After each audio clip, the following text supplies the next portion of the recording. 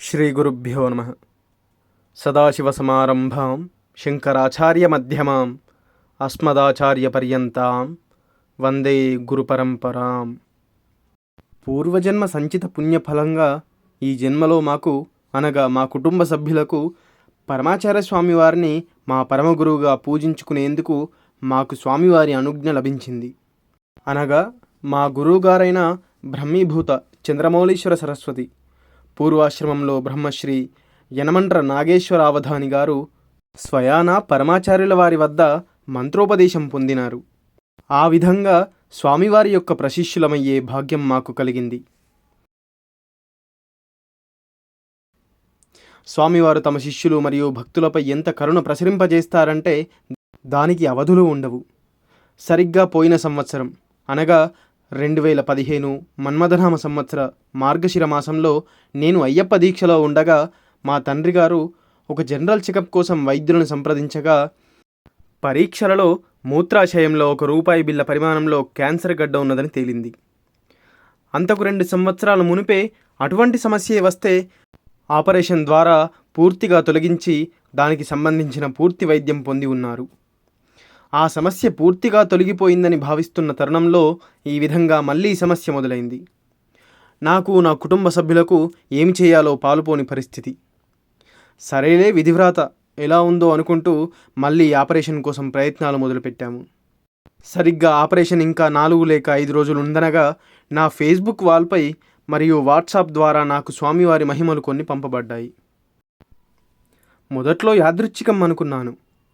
స్వతహాగా నేను కూడా స్వామివారి భక్తుడనే కాబట్టి వచ్చిన మెసేజ్లు అన్నీ చదివి స్వామివారి లీలలు మహిమలు తెలుసుకొని ఆనందించాను. ఆపరేషన్ తేదీ దగ్గరికి వస్తున్న కొద్దీ ఈ మెసేజ్ల సంఖ్య ఎక్కువ అవుతున్నాయి. క్రమంగా నాకు స్వామివారి నుండి ఒక ఆదేశం అందుతున్నట్టుగా అర్థమైంది. సరిగ్గా 2 రోజుల ముందు స్వామివారి ఛాయాచిత్రములు దాదాపుగా 900 దాకా నా ఫేస్బుక్ వాల్పై షేర్ చేయబడింది. మా నాన్నగారికి అవి చూపించి ధైర్యం వహించండి, మహాస్వామివారు మన పట్ల పూర్తి కరుణతో ఉన్నారని ధైర్యం చెప్పాను. వారు కూడా స్వామివారి ఫోటో వైపు తిరిగి స్వామివారికి నమస్కరించుకున్నారు. ఈ మహిమలకు ఒక కొసమెరుపు సంఘటన కూడా ఉన్నది. ఈ క్రమంలో ఆపరేషన్ ఇవాళ రేపా అన్నట్టుగా ఊగిసలాడుతూ ఉన్నది. కారణం ఇన్సూరెన్స్ ముందస్తు అనుమతి రాలేదు. సరే నేను నా విధులకు హాజరయ్యాను. నా ఆఫీసు నుండే ఒకసారి ఇన్సూరెన్స్ అధికారులతో మాట్లాడితే అనుమతి కూడా లభించింది. నా కార్యాలయం ఏలూరులో, నాన్నగారి ఆసుపత్రి విజయవాడలో.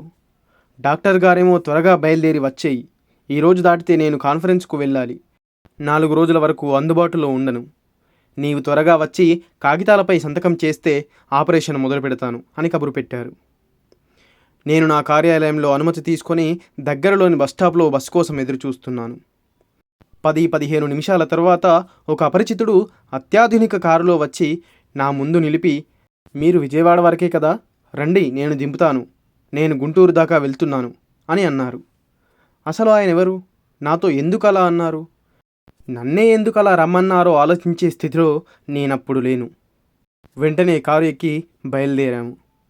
ఆసుపత్రికి సుమారు 1.5 కిలోమీటర్ దూరంలో ఆయన నన్ను వదిలి ఆయన తన దారిన తను వెళ్ళాడు.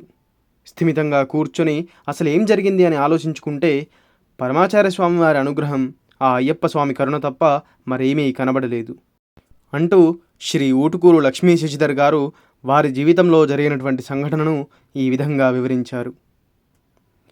అపార కరుణాసింధుం జ్ఞానదం శాంతరూపిణం శ్రీ చంద్రశేఖర గురుం ప్రణమామి ముదాన్వహం. సర్వం శ్రీ గురుదివ్యచరణారవిందార్పణమస్తు. స్వస్తి.